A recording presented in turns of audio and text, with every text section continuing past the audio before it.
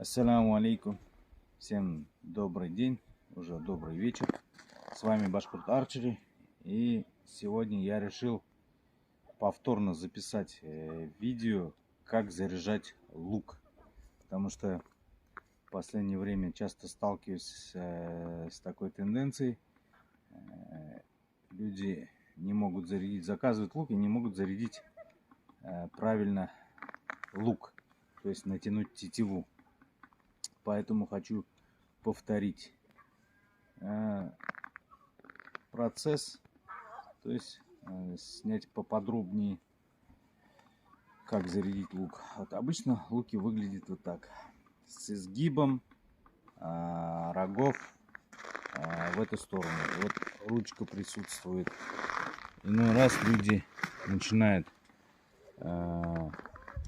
натягивать с этой стороны, типа лук заряжается таким образом.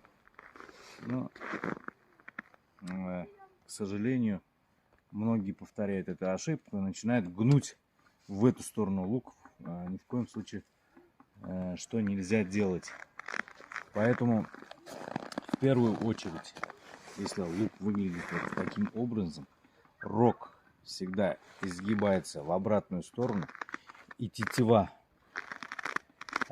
прикладывается вот так вот. Есть кобылки, есть без кобылок луки.